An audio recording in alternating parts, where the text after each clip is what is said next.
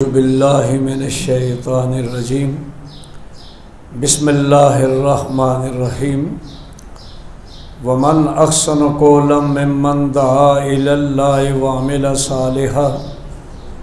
वअमिला सालिहन वक़ाला इन्ननी मिनल मुस्लिमीन।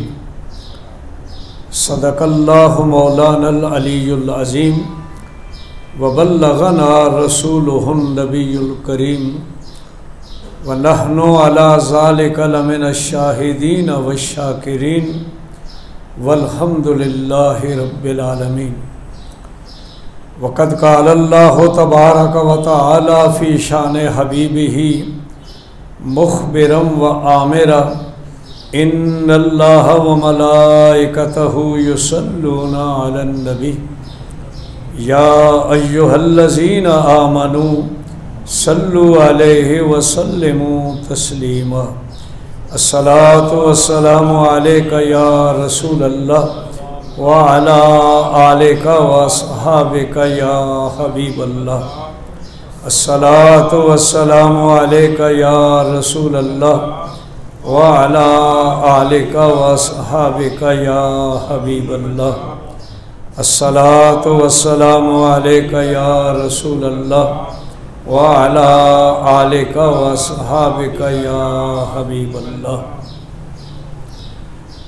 हम्दो सलात के बाद काबिल सैयद एहतराम हज़रत अल्लामा शेखुल हदीस मुफ्ती इरफानुल्लाह अशरफी साहब दामत बरकातुहुल आलिया शेखुल हदीस और प्रिंसिपल जामिया उजवेरिया मरकज़ मारिफ़ औलिया दरबार आलिया हज़रत दातागंज बख्श रहमतुल्लाह अलैह, बानी महफल काबिल सद एहतराम हज़रत साहबज़ादा ग़ुलाम मुस्तफ़ा नक्शबंदी मुजद्दी साहब ज़ीदा मजदुल आली, हज़रत साहबज़ादा मोहम्मद जुनैद सरवर नक्शबंदी साहब दामत बरकातुहुल आलिया और हज़रत अल्लामा मुफ्ती ग़ुलाम मुहियुद्दीन साहब ज़ीदा मजदुल आली, इज़्ज़त और एहतराम के लायक बुज़ुर्गों नौजवान दोस्तों, हमारे लिए सआदतमंदी खुशबख्ती का ये मौका है कि हम माहाना महफ़िल मीलादुन नबी सल्लल्लाहु अलैहि वसल्लम और एक अज़ीम रूहानी इल्मी फ़िक्री शख्सियत हज़रत सूफ़ी ग़ुलाम सरवर रहमतुल्लाह अलैह नक्शबंदी मुजद्दी के उर्स मुबारक की तकरीब में शिरकत हासिल कर रहे हैं। मुझे हज़रत साहबज़ादा साहब ने जो मौजू बयान करने के लिए हुक्म फरमाया था वो हज़रत सूफ़ी साहब रहमतुल्लाह अलैह की खिदमात के हवाले से इल्मी खिदमात दीनी खिदमात के हवाले से चंद बातें मैंने अर्ज़ करनी हैं। किसी शख्सियत पर जब गुफ्तगू करें तो उसके कई पहलू होते हैं। एक उस शख्सियत की सवाने उम्री होती है, कहाँ पैदा हुए, कब पैदा हुए, तालीम कहाँ से हासिल की, शादी कब हुई, बच्चे कितने हैं, हज किया है, उम्रा किया है, नहीं किया है, एक ये सवाने उम्री है। एक उस शख्सियत की खिदमात होती हैं और तीसरी चीज़ उनका तकवा परहेज़गारी और उनकी ज़ाती हवाले से दीन के आईने में जो उनके फ़ज़ाइल हैं, कमालात हैं, ये चीज़ें पेश नज़र होती हैं। तो मेरा जो मौजू है वो आपकी खिदमात के हवाले से और वो भी उस अंदाज में जो मेरा अपना ज़ाविया फ़िक्र है। हर बयान करने वाले का हर लिखने वाले का अपना एक ज़ाविया फ़िक्र होता है और ज़ाहिर है कि वो उसके मुताबिक गुफ्तगू करता है या अपने कलम को इस्तेमाल करता है। तो मैं उस हवाले से जो बातें समझता हूँ, मुनासिब समझता हूँ, मैं आपकी खिदमत में अर्ज़ करूँगा। लेकिन किसी मौजू पर भी बात करने से पहले कुछ एक तमीज़ी कलिमात होते हैं। किसी के घर में आप रिश्ता लेने के लिए जाएं तो जाते ही नहीं कह देते कि मैं भी आपकी बेटी का रिश्ते लेने के लिए आया हूँ, बल्कि बैठते हैं, पूछते हैं खैरियत है, आप ठीक हैं, कारोबार अच्छा चल रहा है, मामला ठीक चल रहे हैं। सारी बातें करने के बाद फिर अगली बात करते हैं कि मैं इस मकसद के लिए आया हूँ। इसलिए तमीदी कलिमात, चाहे कोई मजमून हो, चाहे कोई तकरीर हो, वो ज़रूरी होता है। तो तमीदी कलिमात के लिए मैंने आयत करीमा तिलावत की है,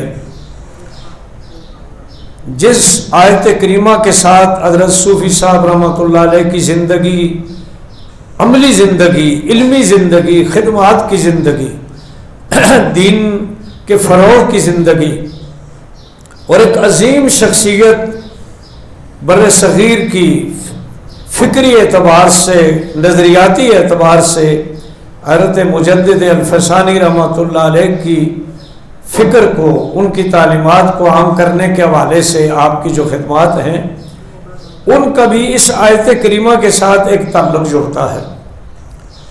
अल्लाह ताला ने कुरान पाक में फरमाया, वमन अक्सन कौलन, उस शख्स से बढ़कर किसकी बातें अच्छी हो सकती हैं जिसमें 3 काम हैं।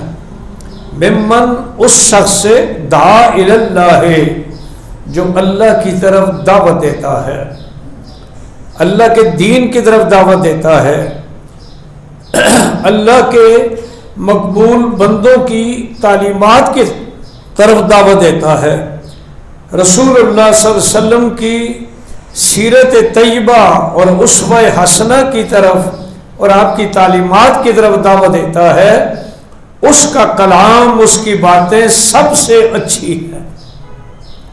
लेकिन दावत देने वाले तो बेशुमार लोग हैं, तबलीग करने वाले तो बेशुमार लोग हैं, उसके साथ कुछ और शर्त, वामिला सालिहन, इस हाल में कि वो खुद नेक काम करता है, वामिला सालिहन, खुद नेक काम करता है, दावत इस्लाम देता है, दावत दीन देता है, लेकिन इसके हालत में, इस कैफियत में कि खुद वो आमाल सालिहा का एक मुरक्का होता है।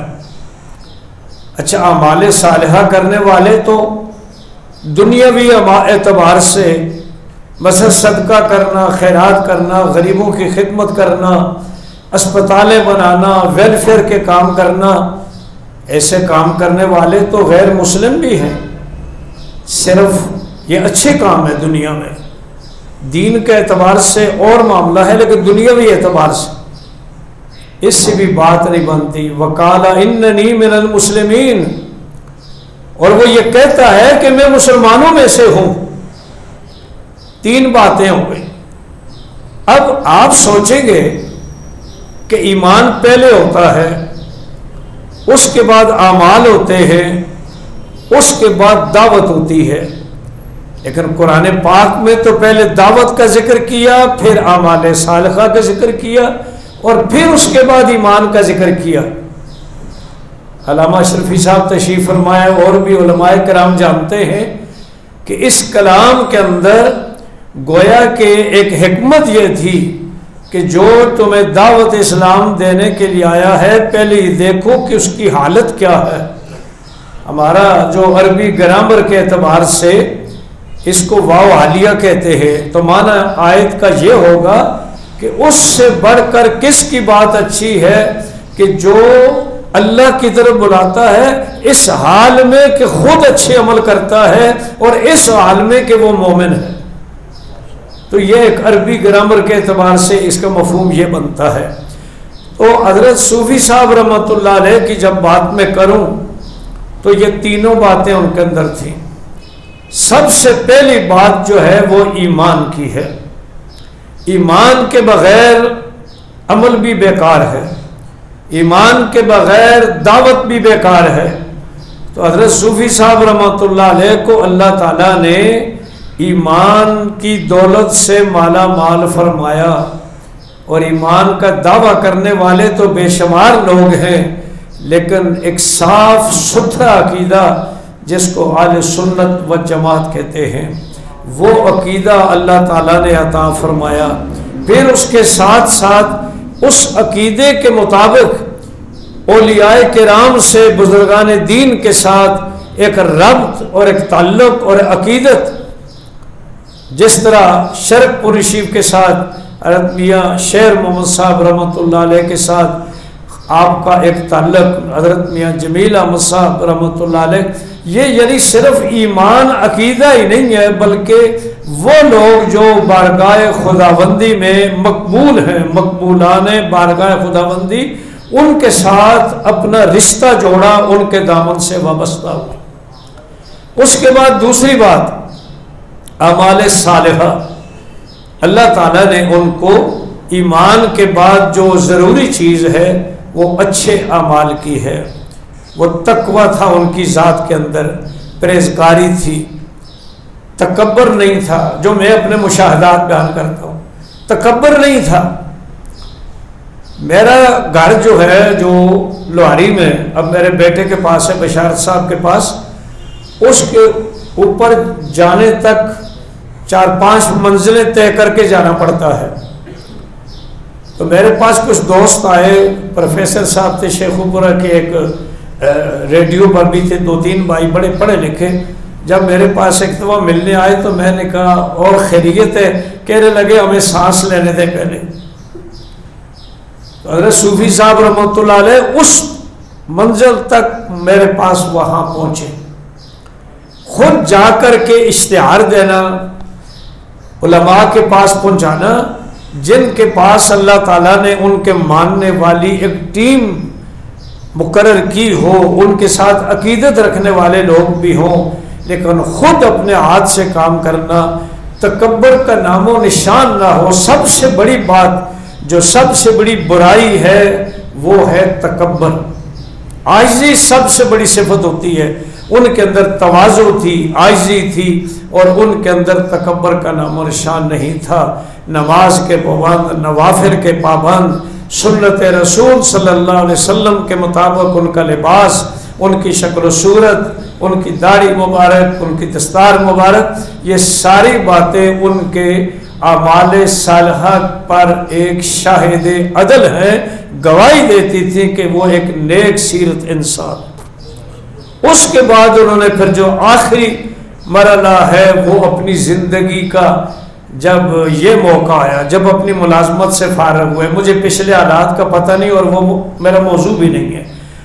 उसके बाद हम ये देखते हैं कि जब हमारे कई लोग जो हैं मुलाजमतों से रिटायर हो जाते हैं, फारग हो जाते हैं, किसी पर तनकीद नहीं है, ना कोई यहाँ ऐसा कोई मैं जानता हूँ कोई ऐसा आदमी होगा। वैसे मजमूई जो सूरत हाल आप भी देखते हैं, मैं भी देखता हूँ, कई उम्र रसीदा बाबों को देखा, रिटायर हो गए मुलाजमतों से, अब वो कहीं बैठकर ताश खेल रहे हैं, कहीं 2-4 वो बाबे बैठ करके आपस में गुफ्तगू कर रहे हैं। चलो ये तो अच्छी बात है, बैठ करके पुरानी अपनी यादें ताज़ा करते हैं, और कई और गाफ खेलते हैं, कुछ खेलते हैं। लेकिन हज़रत सूफ़ी साहब रहमतुल्लाह अलैह ने मुलाजमत से फारिग होने के बाद, रिटायरमेंट से के हासिल होने के बाद अपनी ज़िंदगी को दीन के लिए वक्फ किया, अपनी ज़िंदगी को दीन इस्लाम की तालीम के लिए वक्फ किया, तबलीग के लिए वक्फ किया। हज़रत मुजद्दिद अल-फ़सानी रहमतुल्लाह अलैह, जिन्होंने दो कौमी नज़रिए की बुनियाद पर जो कारनामे अंजाम दिए, उनको दुनिया तक फैलाया और बताया कि इस्लाम जो है इसके अंदर इसके जो ये 2 कौमी नज़रिया है, एक इस्लाम का नज़रिया है, एक कुफ्र का नज़रिया है, एक हक का नज़रिया, एक बातिल का नज़रिया है। तो इस पैगाम को आपने बड़ी हिकमत अमली के साथ और दानाई के साथ आगे दावत दी और अपनी ज़िंदगी उसके लिए वक्फ कर ली। और न सिर्फ ये कि उन्होंने एक टीम बनाई, ऐसे अफराद जो उनकी सीरत से मुतासिर हुए, जो उनके किरदार से मुतासिर हुए, जो उनके कारनामों से मुतासिर हुए। आप हजरात बैठे हुए हैं यहाँ, सारे हजरात साथी हैं, उन्होंने उनके हाथ में हाथ दिया, उनके दामन से वाबस्ता हुए, लेकिन उन्होंने उनको अपने नजरानों के लिए मुंतखब नहीं किया, अपने इस दीनी मिशन के लिए अपना दस्तो बाजू बनाया। बेशुमार पीर दुनिया में मौजूद हैं, अपने अपने मकासद हैं, लेकिन उनका मकसद जो था कि उन्होंने जो लोग उनके मुरीद हुए, जिन्होंने उनके हाथ पर बेअत की, उन लोगों को अपने इस मिशन में शामिल किया, उस टीम को इस मिशन को आगे बढ़ाने के लिए उन्होंने शामिल की। एक ये बात कि उन्होंने अपनी ज़िंदगी जो है, बाकी ज़िंदगी जो फिरागत के बाद है, उसको अल्लाह और उसके रसूल सल्लल्लाहु अलैहि वसल्लम के लिए वक्फ कर दिया। ये एक मामूली बात नहीं है। अल्लाह ताला का जिस पर करम होता है, अल्लाह ताला उसको ये सादत अता फरमाता है। अगर सूफी साहब की ज़िंदगी में कुछ इनकलाबात मैंने देखे हैं। पहला इनकलाब यह है कि उन्होंने ये जो माना महफिल मिलादुन नबी रखी है, ये महफिल जो आप खुद जानते हैं, साहबजादगान तशरीफ फरमा है, इन महफिल का मौजू, हर महफिल का मौजू सरकार दो आलम सल्लल्लाहु अलैहि वसल्लम की ज़ात नहीं थी और न है। किसी महफिल का मौजू दीन का कोई एक उन्वान है, किसी में कोई और उन्वान है, किसी में कोई और उन्वान है, उन्वान मुख्तलिफ। आम तौर पर हमने ये देखा कि मिलादुल नबी सल्लल्लाहु अलैहि वसल्लम के उन्वान से जो प्रोग्राम होते हैं, उसमें माफ़ कीजिए हमारे दोस्त जो प्रोग्राम करते हैं, आम तौर पर सीरत नबवी को भी टच नहीं करते।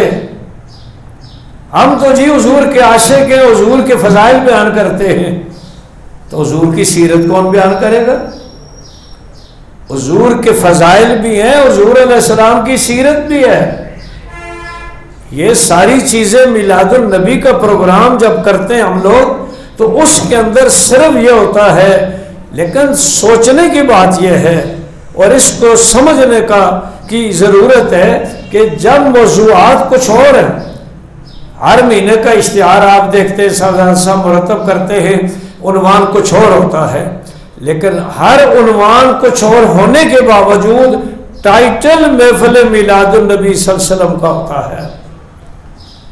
ये वो इनकलाबी फिक्र है सूफी साहब रहमतुल्लाह अलैह की कि हमने उन्वान मुख्तलिफ उन्वानात पर लोगों को दीन की समझ अता करनी है, दीन का शऊर देना है, लेकिन हमने ये बताना है कि ये सारे के सारे उलूम, ये सारे के सारे उन्वानात, ये क्या है? ये मिलादुल नबी सल्लल्लाहु अलैहि वसल्लम का सदका है।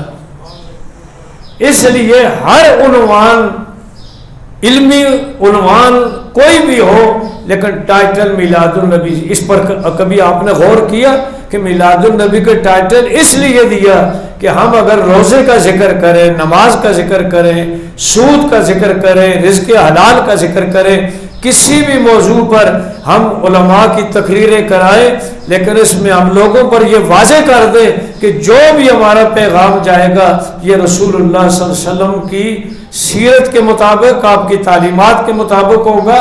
और ये अल्लाह का एहसान है कि मिलादुल नबी हुजूर की पैदाइश, बाद लोगों बेचारों को मिलादुल नबी की नहीं समझ आती।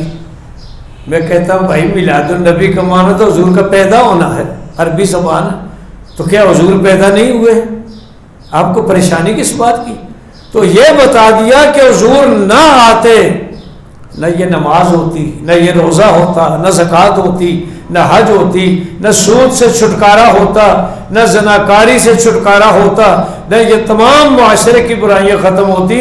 ये सारे का सदका जो है ये हुजूर सल्लल्लाहु अलैहि वसल्लम के मिलाद शरीफ का सदका।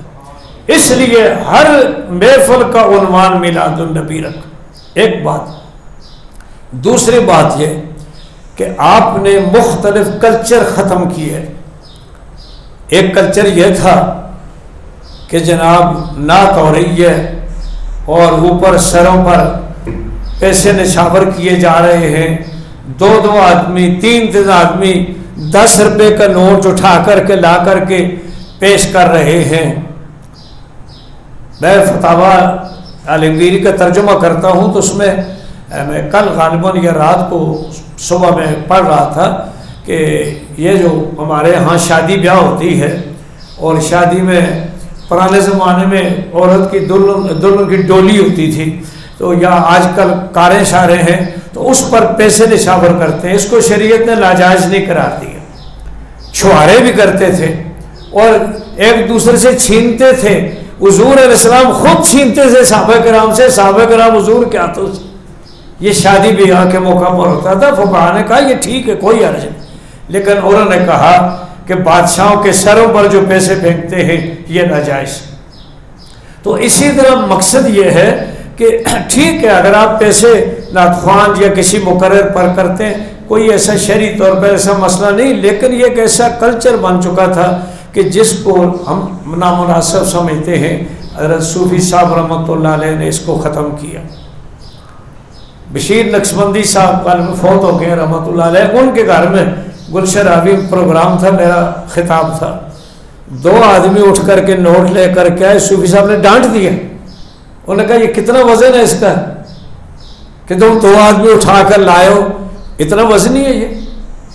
बिठा दिए आपके सामने, यहाँ बैठे होते थे कि आपने नजराना दिया, आपने उठा कर यहाँ रख लिया और नात ख्वान ने नात पढ़ी, उसके हवाले कर दिया। ये वो चीज़ थी कि जो तकद्दुस पैदा किया इस चीज़ का कि आप एक नजराना दे रहे हैं कि वो नात रसूल सल्लल्लाहु पढ़ रहा है, जो अच्छी बात है, लेकिन उसका तकद्दुस ये है कि ये तरीक़ेकार इख्तियार न करें। एक तो ये बात इसको इख्तियार है।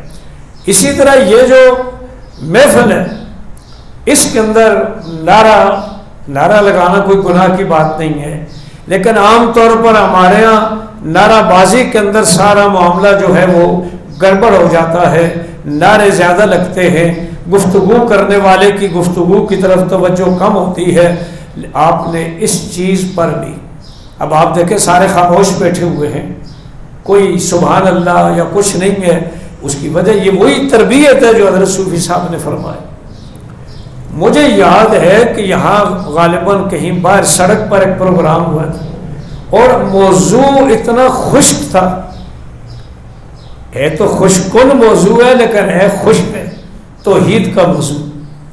तौहीद के मौजू पर तो नारे लगते हैं ना, कोई सुभान अल्लाह होती है उस मौजू पर, और एक खुश्क मौलवी की मेरी तकरीर, क्योंकि मुकर्रीन तो कुछ न कुछ रास्ता निकाल लेते हैं नारे वगैरह लगवाने के लिए। उस तकरीर के अंदर मैंने ये देखा, मेरी गुफ्तगू हो रही थी, तमाम मजमा खामोशी से सुन रहा था। उन्होंने इस बात की तरफ तवज्जो दिलाई कि जो मुकर्रर बयान कर रहा है उसको गौर से सुनो और बातों की तरफ तवज्जो न करो। बल्कि मुझे याद है कि कुछ नाख़्वान हज़रात अभी नहीं आए थे, प्रोग्राम जब हो रहा था, तो सूफी साहब ने फरमाया कोई बात नहीं, हमें उसकी ज़रूरत नहीं है, हमें यहाँ बयान की ज़रूरत है, बयान शुरू करें। ये मेरे सामने की बात, यानी ये वो इनकलाबी बातें हैं जो हज़रत सूफी साहब रहमतुल्लाह अलैह ने पेश की हैं। तो उन्होंने इन गोया कि अच्छा, उसके बाद अगली बात, चूँकि वक्त इतना नहीं है, मैं लंबी बात नहीं करता, उसके साथ अगली बात जो है फरमाने लगे कि हमारे जो मुकर्रीन उलमा खिताब करते हैं वो खिताब हवा हो जाता है, हवा में निकल जाता है। उसके बाद ये सिलसिला शुरू कर दिया कि ये तमाम के तमाम ये रिकॉर्ड होना चाहिए ताकि इसका जो इफादा है, इफादा और इस्तिफादा, इफादा का माना होता है फ़ायदा पहुँचाना और इस्तिफादा का माना फ़ायदा हासिल करना, ताकि इसका इफादा और इस्तिफादा जो है वो आम हो जाए। इस मीडिया का दौर है, इसके ज़रिए ये पब्लिक तक, दुनिया तक, पाकिस्तान कि कोने कोने में, बल्कि दुनिया पाकिस्तान से बाहर भी ये पैगाम पहुँचे, इसलिए इसको रिकॉर्ड करना चाहिए। उन्होंने फिर इस सिलसिले को शुरू किया। उसके बाद अगली बात जो है, मौजू देते, इस मौजू पर गुफ्तगू करने हज़रत साहब साहब ने मुझे मौजू दिया, हालांकि मैं शख्सियात पर नहीं बोल सकता, मेरा अपना एक मिजाज है, लेकिन अल्हम्दुलिल्लाह सूफी साहब ने तशरीफ़ फरमाया, ये उनकी करामत है कि मैं कुछ बयान कर रहा हूँ, वरना मेरा मिजाज ये ऐसे शख्सियात पर मैं नहीं बोल सकता हूँ। तो बहरहाल उन्होंने यानी मौजूद ये जो जिन पर तैयारी करनी पड़ती है, ऐसे मौजूआत रखते थे जो आज भी रखे जा रहे हैं, जिन पर मेहनत करनी पड़ती है। वैसे सोया हुआ उठकर आदमी आ जाए और बयान करना शुरू कर दे, ये इस स्टेज पर बड़ा मुश्किल था। और हमने ये देखा कि मुकर्रीन और खतीब भी ऐसे हज़रात इस स्टेज पर आते थे और आते हैं कि जो सिर्फ खतीब इमाम में नहीं है, खतीब और वाइज ही नहीं है, बल्कि स्कॉलर और उलमा, ऐसे उलमा जो खतीब हैं लेकिन आले इल्म है, जो तैयारी करके आते हैं। मैंने जब भी देखा, वो जब नाम देखा इश्तिहार पर ये जो भी, तो देखा ऐसे उलमा को बुलाते थे। कभी मुझे ऐसा इस स्टेज पर ऐसा आलिम नज़र नहीं आया कि जो आम वाइज और मुकर्रर हो। हम सब की कदर करते हैं, आम वाइजीन की भी ज़रूरत है। आले सुन्नत का कोई भी दीन की खिदमत करने वाला हो, इल्म के ज़रिए, चाहे वो तकरीर हो, तसनीफ़ हो, हमारे सरों का ताज। लेकिन उन्होंने इस माहौल को बनाया कि तकरीर अपना तैयार करके आओ, उसके मुताबिक गुफ्तगू करो। इसलिए कोई दूसरा जो तैयारी नहीं करता था वो इस स्टेज पर नहीं आ सकता। फिर उसके बाद अगला मरहला आपने कि उसको किताबी शक्ल दी, उन्वानात को किताबी शक्ल दी। अब जितने प्रोग्राम पीछे होते रहे सब के आपको पता है कि वो छप चुके हैं कि फ़लाँ का फ़लाँ इतने इस मौजू पर गुफ्तगू हुई, फ़लाँ के इस मौजू पर फ़लाँ तारीख को फ़लाँ तारीख। ये गोया कि एक इनकलाबी बातें थीं जो हज़रत सूफ़ी साहब रहमतुल्लाह अलैह ने जारी की। अकीदा साफ़ सुथरा, अमल सालिह और मिशन दीन का पैगाम दुनिया तक पहुँचाना। और फिर उसके बाद अल्हम्दुलिल्लाह उन्होंने जिस तरह अपने अकीदतमंदों की, अपने साहबजादों की तरबियत की, और वो तरबियत आज वो मिशन इसीलिए जा रही है, वरना कई बुज़ुर्ग चले जाते हैं, मदरसे बंद हो जाते हैं, मस्जिदें जो हैं वो तबलीग से आरी हो जाती हैं, और इसी तरीके से मसाइल। बल्कि कई लोग जो हैं सहीउल अकीदा, उनके जाने के बाद औलाद का अकीदा बिगड़ जाता है। अल्हम्दुलिल्लाह ये मिशन साहबजादा खान ने जारी किया हुआ है, इंशाअल्लाह जारी रखेंगे। हम सब इनके लिए दुआ गो हैं। सूफी साहब रहमतुल्लाह अलैह के दरजात की बुलंदी के लिए भी दुआ गो हैं। अल्लाह उनकी इन खिदमात का अजर अज़ीम अता फ़रमाए, इस मिशन को हमेशा जारी फरमाए, और हम सब को इसी तरह ज़िंदगी गुजारने की तौफ़ीक़ अता फ़रमाए। आमीन। व आखिर दावाना अनिल हम्दुलिल्लाहि रब्बिल आलमीन।